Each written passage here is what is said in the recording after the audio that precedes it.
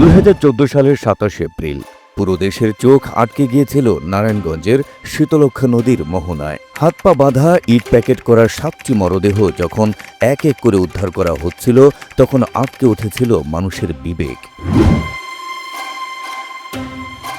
সেদিন নারায়ণগঞ্জ আদালতে একটি মামলায় হাজিরা দিয়ে ফিরছিলেন নারায়ণগঞ্জ সিটি কর্পোরেশনের প্যানেল মেয়র নজরুল ইসলাম, আইনজীবী চন্দন সরকার সহ 7 জন।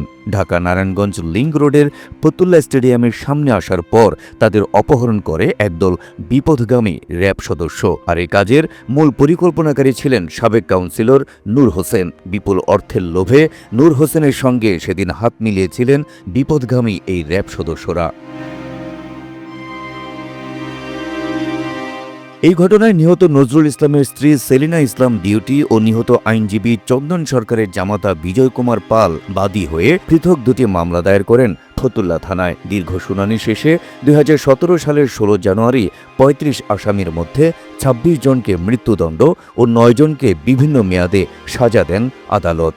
সেই রায়ের বিরুদ্ধে আসামি পক্ষ আপিল করলে 2018 সালের 22 আগস্ট হাইকোর্ট আসামির সাবেক কাউন্সিলর নূর হোসেন, র্যাব 11-এর সাবেক অধিনায়ক lieutenant colonel Tareq Sayeed Mohammad, Arif Hossain, M Rana সহ 15 জনের মৃত্যুদণ্ডাদেশ বহাল রেখে বাকিদের বিভিন্ন মেয়াদে সাজা দেন। কিন্তু দুঃখের বিষয়, চাঞ্চল্যকর এই 7 খুনের 11 বছরেও মৃত্যুদণ্ডপ্রাপ্ত আসামিদের রায় কার্যকর করা হয়নি। এতে স্বাভাবিকভাবেই হতাশ নিহতের পরিবার। অন্তর্বর্তীকালীন সরকারের কাছে দ্রুত এর রায় কার্যকর করার দাবি তাদের। আমরা 11টি বৎসর প্রতীক্ষার প্রহর করছি কখন এই আসামিদের মৃত্যু হবে, তাদেরকে ফাঁসি দিবে, এই আশায় আমরা আছি। আমরা যে যন্ত্রণায় বিগত 11 বছর জুড়ে ভুগতেছি, আমরা চাই যে আমার সাহেব সহ যেই 7 জনের একসাথে হত্যা হয়েছে, নির্মমভাবে নিঃসঙ্গভাবে যে হত্যা হয়েছে, আমরা এর বিচার দাবি জানাই। আমাদেরকে আর অপেক্ষার প্রহর যেন গুনতে না হয়। আমরা খুব দ্রুত এই মামলার রায়টা চাই।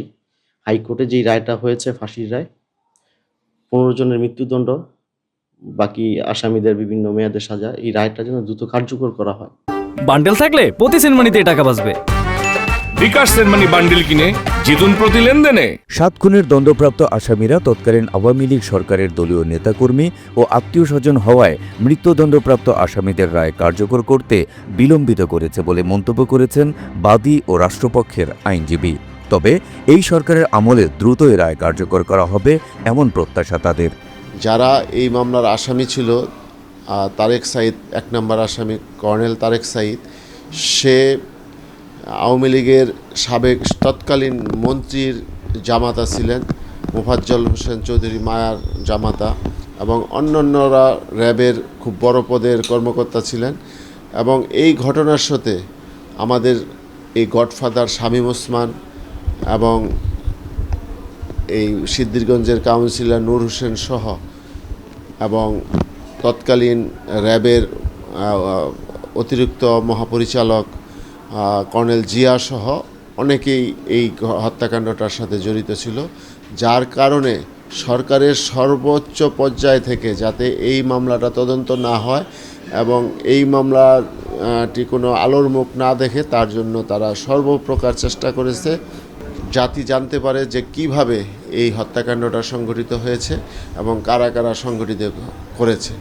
কিন্তু সেই সময় সরকারের প্রচ্ছন্ন হাত থাকার কারণে শামীম ওসমান এবং ওই কর্নেল তারেক সাইদকে এখানে সম্পৃক্ত করা সম্ভব হয় নাই। যারা আসামি পক্ষ তারা কখনোই কোনো রকম অ্যাডভান্টেজ নিতে পারবে না, বরং যারা এইখানে ন্যায় বিচার পেয়েছে, যারা বাদীপক্ষ ছিল, তারা এই মামলাটার পরে ন্যায় বিচার যেমন নিম্ন আদালতে পেয়েছে, উচ্চ আদালতে পেয়েছে এবং সুপ্রিম কোর্ট এপিলের ডিভিশনে যেটা আছে লিভ টু আপিল, সেখানেও অবশ্যই আসামিরা চূড়ান্ত তাদের শাস্তি বহাল থাকবে। এই ব্যাপারে রাষ্ট্র পরিপূর্ণভাবে কাজ করে যাচ্ছে। আলোচিত এই 7 খুন মামলার বিচার কার্যক্রম বিগত আওয়ামী লীগ সরকার বিলম্বিত করলেও বর্তমান অন্তর্বর্তীকালীন সরকার এই রায় দ্রুত কার্যকর করে যুগান্তকারী দৃষ্টান্ত স্থাপন করবে, এমনটাই প্রত্যাশা সবার।